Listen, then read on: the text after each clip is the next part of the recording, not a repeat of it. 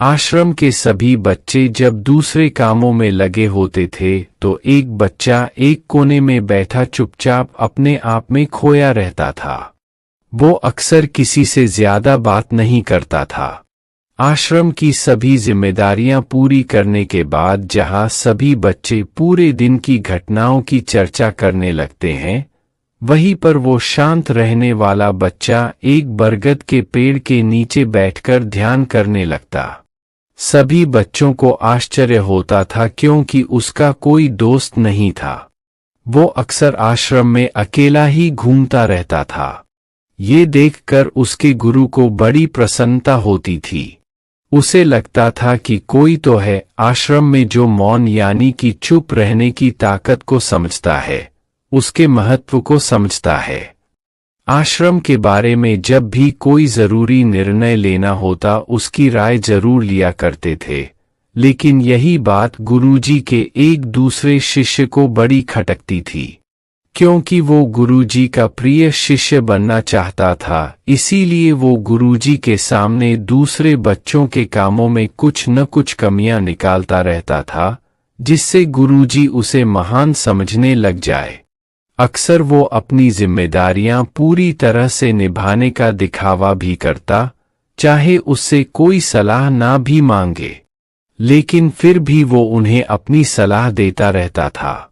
वो बहुत ही बातूनी शिष्य था और आश्रम के दूसरे सभी बच्चों में बहुत प्रसिद्ध भी था क्योंकि वो सबसे हंसी मजाक करता रहता था। उनसे दिन भर बातें करता रहता था, इसीलिए उसकी सबसे दोस्ती हो गई थी। लेकिन जब आश्रम के गुरु उसकी राय ना लेकर दूसरे बच्चे की राय लेते थे तो ये बात उसे बड़ी खटकती थी। उसे ये लगता था कि वो उस दूसरे बच्चे से ज्यादा बुद्धिमान है, लेकिन गुरुजी फिर भी उसकी तरफदारी करते हैं।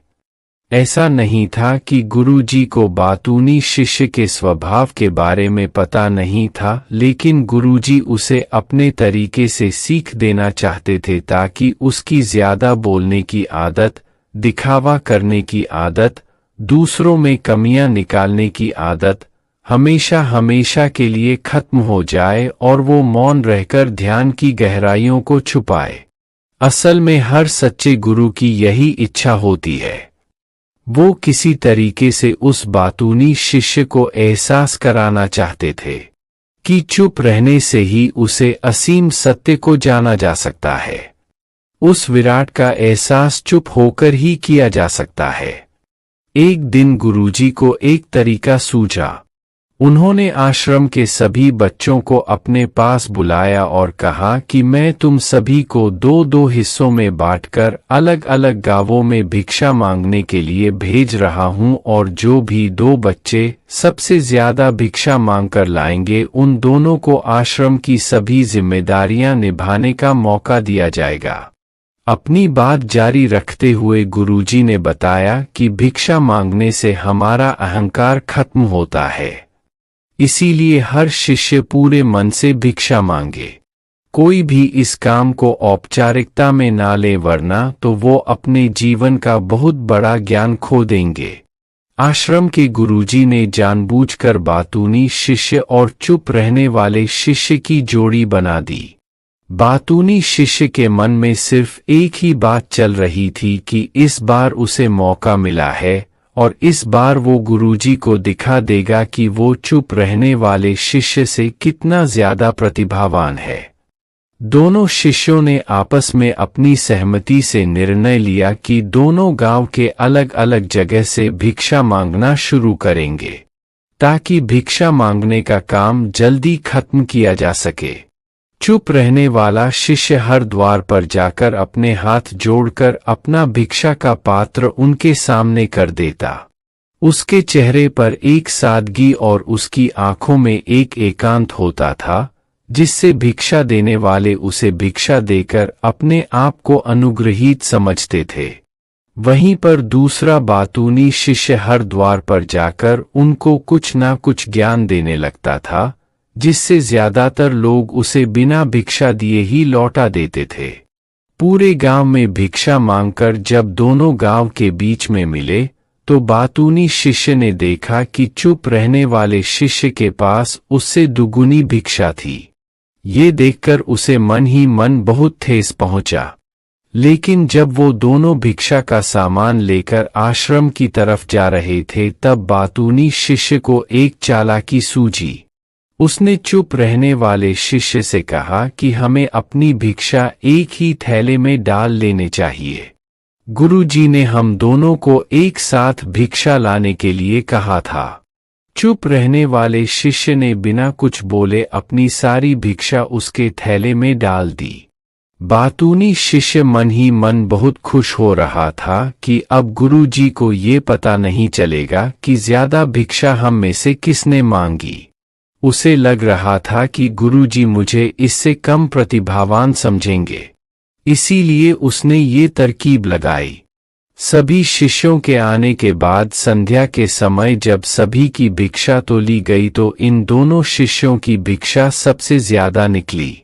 गुरुजी ने इन दोनों का अभिवादन करते हुए आश्रम के सभी बच्चों के सामने उनकी पीठ थपथपाते हुए उन्हें मुबारकबाद दी और कहा कि मैं आश्रम का कार्यभार तुम दोनों को नहीं सौंप सकता।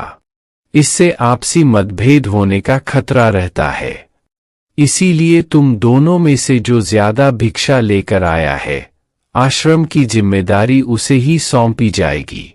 जब उन्होंने उनसे पूछा कि तुम में से ज्यादा भिक्षा कौन मांग कर लाया था तो बातूनी शिष्य ने कहा कि गुरुजी मैं इससे दुगनी भिक्षा मांग कर लाया था, लेकिन मुझसे गलती हो गई कि मैंने वो दोनों भिक्षा एक ही थैले में डाल ली। मुझे नहीं पता था कि आप ऐसा निर्णय लेने वाले हैं, वरना तो मैं अपनी शिक्षा का थैला अलग ही रखता। इस पर गुरुजी ने चुप रहने वाली शिष्य से पूछा कि क्या तुम इसके बाद से सहमत हो? क्या तुम इससे कम भिक्षा लेकर आए थे? ये सुनकर चुप रहने वाले शिष्य ने कहा कि गुरुजी मेरे पास ऐसा कोई साधन नहीं है जिससे मैं ये साबित कर पाऊं कि मैं इससे ज्यादा भिक्षा लेकर आया था। असल में ये उल्टा बोल रहा है, दुगनी भिक्षा मैं लेकर आया था, ये मुझसे आधी भिक्षा लेकर आया था और इसी ने ही मुझसे भिक्षा एक थैले में डालने की बात कही थी।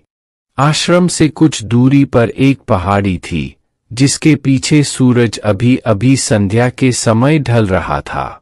गुरुजी को तो पता था कि सच कौन बोल रहा है, लेकिन बाकी बच्चों के सामने सच साबित करने के लिए उन्होंने उन दोनों से एक सवाल पूछा कि पीछे पहाड़ी पर तुम्हें क्या दिखाई दे रहा है? यह सुनकर वाचाल शिष्य झट से बोल पड़ा कि गुरुजी पहाड़ी के पीछे सूरज अपना रंग बिखेर रहा है। आसमान में लालिमा छाई हुई है।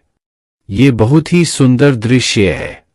वो तो और भी बहुत कुछ कहना चाहता था, लेकिन गुरुजी ने उसे चुप करते हुए दूसरे शिष्य से जवाब जानने के लिए जब उसकी तरफ देखा तो उसकी आंखों में आंसू भरे हुए थे। श्रद्धा, भक्ति और प्रेम से उसकी आंखें भर आई थी। गुरुजी को उससे पूछने की जरूरत ही नहीं पड़ी। गुरुजी ने सभी बच्चों को संबोधित करते हुए कहा कि मैंने सवाल किया था कि पहाड़ी के पीछे तुम्हें क्या दिखाई दे रहा है। ज्यादातर लोगों को यही दिखाई देगा कि एक बहुत सुंदर दृश्य है, लेकिन मजे की बात यह है कि सुंदरता बोलकर नहीं बताई जा सकती, उसे महसूस किया जा सकता है और सामने वाला उस सुंदरता को आपकी आंखों में देख पाता है। चुप रहने वाले शिष्य की तरफ इशारा करते हुए गुरुजी ने कहा कि असल में सुंदरता इसी बच्चे ने देखी है। दूसरे बच्चे ने सिर्फ सुंदरता की उपव्याख्या की है, लेकिन इसने वास्तविकता में उस सुंदरता को महसूस किया है। अपने आप को ऊंचा दिखाने की सभी कोशिशें नाकाम होती देख वाचाल शिष्य वहीं पर फूट फूट कर रोने लगा। उसको चुप कराते हुए गुरुजी ने कहा कि बेटा मुझे पहले से पता था कि तुम झूठ बोल रहे हो, लेकिन मैं तुम्हें उस झूठ का एहसास कराना चाहता था। सभी बच्चों को संबोधित करते हुए गुरुजी ने बताया कि शब्द जाल की तरह होते हैं। हमारे ज्यादा बोलने की वजह से बहुत सारी समस्याएं पैदा होती है। जब कोई आदमी एक बात को बढ़ा चढ़ाकर बोल देता है तो उसे सिद्ध करने के लिए वो शब्दों के जाल में फंसता चला जाता है और इसी वजह से अंतर्मुखी होने की बजाय वो बहिर्मुखी होता चला जाता है। वहीं पर जिस भी व्यक्ति को अपनी अंतर यात्रा करनी होती है उसे सबसे पहले चुप रहना सीखना होता है। जरूरत से ज्यादा बोलना या फिर हर वक्त बोलते ही रहना, ये सब हमारी अंतर यात्रा में बाधा बन जाती है।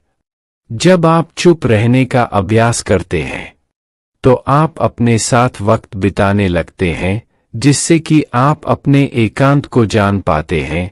और एक बार अगर मन में एकांत स्थापित हो जाए तो आपकी आंखों में, आपके चेहरे पर वो सादगी, वो एकांत, वो स्पष्टता की झलक, सब कुछ सामने नजर आने लगता है। कुछ साबित करने को नहीं रह जाता, कुछ बताने को नहीं रह जाता, सब कुछ आंखों में देखा जा सकता है। चुप रहने वाले शिष्य की तरफ इशारा करते हुए गुरुजी ने कहा कि अभी जो दृश्य है इस बच्चे ने देखा, वो ज्यादा बोलने वाला आदमी कभी नहीं देख पाएगा। वो अपनी बुद्धि से तर्क वितर्क करता रहेगा कि उसे क्या क्या दिखाई दे रहा है, लेकिन उसमें से वो महसूस कुछ भी नहीं कर पाएगा। उसे दिखाई दे जाएंगे पहाड़, सूरज या फिर उसकी लालिमा, लेकिन उस सुंदरता को, उस विराट को, उस अद्वैत को वो कभी नहीं देख पाएगा। अगर चुप रहने की कला सीखनी है तो तुम्हें सबसे पहले एक बात ध्यान रखनी होगी कि तुम्हें किसी को भी प्रभावित करने की कोशिश नहीं करनी है। ज्यादातर लोग इसी वजह से ज्यादा बोलते हैं क्योंकि वो दूसरों को प्रभावित करना चाहते हैं, अपने आप को साबित करना चाहते हैं, और उस साबित करने के चक्कर में वो शब्दों के जाल में फंसते चले जाते हैं और धीरे धीरे वही उनकी आदत बन जाती है। अगर कोई व्यक्ति दूसरों को प्रभावित करना चाहता है तो वो कितने लोगों को प्रभावित कर पाएगा? उसकी ये भूख बढ़ती जाएगी और वही संसार में सभी को कभी भी प्रभावित नहीं कर पाएगा। इसलिए यह समझने की बात होती है कि बहिर्मुखी होने की बजाय हम अंतर्मुखी होकर अपने आप को समझ सकते हैं। अपनी बातों को खत्म करते हुए गुरुजी ने अपना आखिरी संदेश दिया। उन्होंने बताया कि अगर कोई व्यक्ति ज्यादा समय तक चुप नहीं रह सकता तो उसे थोड़े समय से अभ्यास करना चाहिए। निश्चित संकल्प लेकर किसी व्रत की भांति दिन में कुछ समय या फिर हफ्ते में कुछ समय या फिर एक दिन चुप रहने का अभ्यास जरूर किया जाना चाहिए। इससे हमारी चुप रहने की आदत धीरे धीरे खुद ब खुद पनपने लगती है, क्योंकि एक बार जब हम चुप रहने लगते हैं तो हमें चुप रहने का आनंद पता चल जाता है। उसके बाद हमें प्रयास नहीं करना पड़ता, बल्कि हमारा मन आनंद की तरफ अपने आप बढ़ता चला जाता है। चुप रहने की कला सीखने के बाद आपकी बुद्धिमानी और आपकी स्पष्टता दोनों में बहुत ज्यादा फायदा होगा। वास्तविकता में जिसे दर्शन कहते हैं वो मौन रहकर ही किया जा सकता है। इसके बाद सभी बच्चों से कुछ समय चुप रहने का संकल्प लेकर गुरुजी ने अपनी बात खत्म कर दी और सभी बच्चे रात्रि का भोजन करने के लिए एक साथ भोजन कक्ष में पहुंच गए। तो दोस्तों, कैसी लगी ये कहानी आपको कमेंट सेक्शन में जरूर बताना। तो मिलते हैं किसी अगली कहानी में, तब तक के लिए अपना ख्याल रखें।